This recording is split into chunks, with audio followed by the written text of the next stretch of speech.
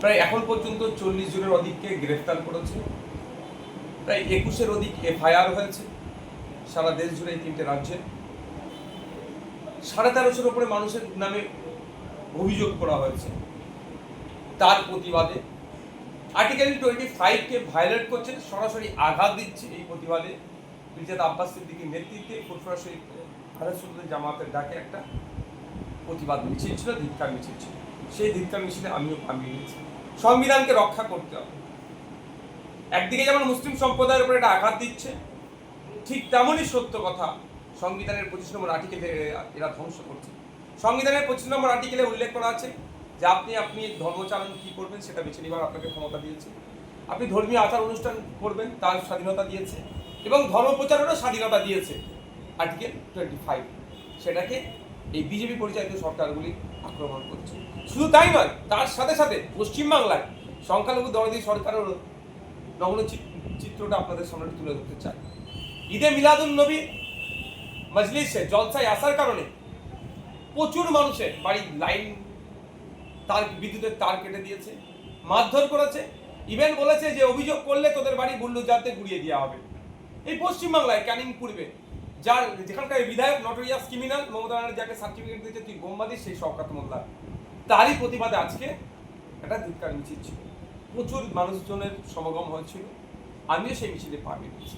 আমরা এই মিছিল থেকে একটাই বার্তা দিতে চাই কি রাজ্য সরকারকে, কেন্দ্র সরকারকে, বিভিন্ন রাজ্যের সরকারগুলোকে, যে সংবিধান বহির্ভূত কাজ আপনাদের দ্বারাই কেন হবে? এটা সংবিধান যেখানে ধর্ম কি পালন করব, কোনটা বেছে নেব তার স্বাধীনতা দিয়েছে, ধর্মীয় আচার অনুষ্ঠান করার পূর্ণ স্বাধীনতা দিয়েছে, ধর্মের প্রচার করার পূর্ণ স্বাধীনতা দিয়েছে। আপনারা কে আই লাভ হযরত মুহাম্মদ সাল্লাল্লাহু আলাইহি ওয়াসাল্লাম লেখার জন্য মামলা দিচ্ছেন, বা মুহাম্মদ সাল্লাল্লাহু আলাইহি ওয়াসাল্লামের আগমন দিবসে যে ধর্মীয় সবাই গেলে তাদের বিদ্যুতের লাইন কেটে দিচ্ছে?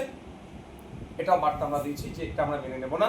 সংবিধানকে রক্ষার জন্য সমাজের সমস্ত স্তরের মানুষকে নিয়ে ঐক্যবদ্ধভাবে আমরা লড়াই করব। এই যে আপনি বলেন যে ক্যানিং পূর্ব বিধানসভায় তার কেটে দেওয়া হচ্ছে কারেন্টের, আমরাও ক্যানিং পূর্বর বাসিন্দা, কিন্তু এরকম আমরা শুনেছি, কিন্তু কাউকে আগে এসে অভিযোগ করতে শুনি। তাহলে অভিযোগ না করলে তো একদম প্রশ্নটা দারুণ কোশ্চেন আপনি করেছেন। অভিযোগ গুটি কয়েক মানুষ করেছে। এভাবে বলা হচ্ছে যদি অভিযোগ করা হয় এরপরে এসে বুলডোজার দিয়ে বাড়ি ভাঙচুর করা হবে। বলা হচ্ছে যদি এরপরে কেউ অভিযোগ করে এই বিষয়টাতে তাহলে তাকে এখানে থাকতে দেওয়া হবে না। সেই জন্য তারা নিঃশব্দে অত্যাচারকে স্বীকার করে নিচ্ছে। আপনি অভিযোগের কপি আমার কাছে আছে, চাইলে আপনাকে দিয়ে দেবো। শুধু তাই নয়, ইলেকট্রিক দপ্তরে ফোন করছে, সেখান থেকে বলা হচ্ছে ওই নটোরিয়াস ক্রিমিনালটার নাম নিয়ে বলছে ওনার সাথে যোগাযোগ করুন, তাহলে সমাধান হয়ে যাবে। মানেটা কি? ইলেকট্রিক অফিসার বলছে, হ্যাঁ দপ্তরে সেই কল রেকর্ড আমাদের কাছে আছে। কিন্তু আমরা এটাকে পাবলিশ এই জন্যই করছি না, ওই বেচারি যে ইলেকট্রিক দপ্তরে যিনি কাজ করেন তার জানলে টান হয়ে যাবে। কিন্তু এই ধরনের রেকর্ড আমাদের কাছে আছে, অভিযোগ দায়ের করেছি আমরা, সেটাও আমাদের কাছে আছে। তিনি তো অসাংবিধানিক কাজ করছেন, তার ঊর্ধ্বতন অফিসারকে আমরা জানাবো। আমরা সিস্টেমেটিক এটা যাচ্ছি, তার ঊর্ধ্বতন অফিসারকে জানাবো। কিন্তু তার ডিটেইলস, তার ডেজিগনেশন, তার নাম যদি আমরা পাবলিশ করে দিই, হয়তো তার উপরে চাপ দিতে পারে। যে কজন অভিযোগ করেছেন বলছেন, সে কজন আমাদের সামনে এসে বলুক, আমরা সম্পূর্ণ অবশ্যই কিছু কিছু মানুষ বলবে। এবং আমি আবারও বলছি, মানুষকে এই ধরনের এটা আপনি একটা পার্ট, আর একটা পার্ট ভাবুন যে মানুষকে কোন জায়গায় দান করিয়ে রেখেছেন। গণতন্ত্রকে কতটা ওখানে হরণ করা হয়েছে, বিপন্ন করা হয়েছে, মানুষের বাড়ির বিদ্যুতের তার কেটে দিয়েছে, ঘরের তালা মেরে দিয়েছে। তারা সামনে এসে মিডিয়ার সামনে বলতে সাহস পাচ্ছে না, কারণ আপনার সামনে তো বলবে, আপনি তো ভিউজ পেয়ে যাবেন এটা কথাটাকে শুনিয়ে, কিন্তু পরবর্তীতে তার নিরাপত্তাটা কে দেবে? যদিও আমি প্রসঙ্গক্রমে বলছি, আমি আপনাকে অপমান করছি না, আমি বলছি যেটা আমি বললাম অমুকের নামের বাড়ি তার কেটেছে, আমি তো এখান থেকে বলে দিলাম। তারপরে পরবর্তীতে যে আক্রমণটা নেবে আসবে ওরা করে, সেটা কি আমরা সামলাতে পারবো? মানে আপনি কি সেই জন্য অনেক ক্ষেত্রে অভিযোগটা দায়ের করছে, অভিযোগের কপি আপনাকে আমি পৌঁছে দেবো, এবং আমি তার অনুরোধ করবো আপনার তার নাম্বারও আপনাকে দেবো, যাতে আপনি তাদের সাথে যোগাযোগ করে একটা খবর আপনারা করাতে পারেন। আমি ব্যক্তিগত বলছি, আপনাকে আমি দিয়ে দেবো ডিটেলস। ভাইয়া, এই যে আজকে যা ফুরফুরা শরীফ মিছিল দেখলাম, এই মিছিল কি পরবর্তীকালে আমরা কলকাতা দেখতে পাওয়া যাবে? দেখুন, বিভিন্ন সময় বিভিন্নভাবে হবে, সেটা আমাদের মির্জা আব্বাস সিদ্দিকী ভাইয়ের নেতৃত্বে ফুরফুরা শরীফ আলোচনা তিনি আমাদের ডাকা হয়েছেন, তিনি সর্বেসর্বা, তিনি যেখানে ডাকবেন আমাদেরকে সেখানে যেতে হবে। আপনি যার নাম বললেন যে ক্যানিং পূর্বের বিধায়ক, তিনি তো এখন সরাসরি মসজিদগুলোর উপরে উনি তুলছেন যে ফুলপুরা শরীফের ভক্তমন্দিরা এবং যে ক্যানিংপুরের যে ভক্তমন্দিরে যাওয়া বন্ধ করে দিয়েছে এবং ফুলপুরা শরীফে এবং আপনাদের দুজনকে লক্ষ্য করে না, এবার আপনাদের চাচাকেও কিন্তু জড়াচ্ছে, কি বলবেন? এই জবাব আমাদের সিনিয়র চারজন দিচ্ছে তো সহ্য করে দক্ষিণ চব্বিশ পরগনার 90% মানুষ নাকি এখন ফুলপুরা আসছে।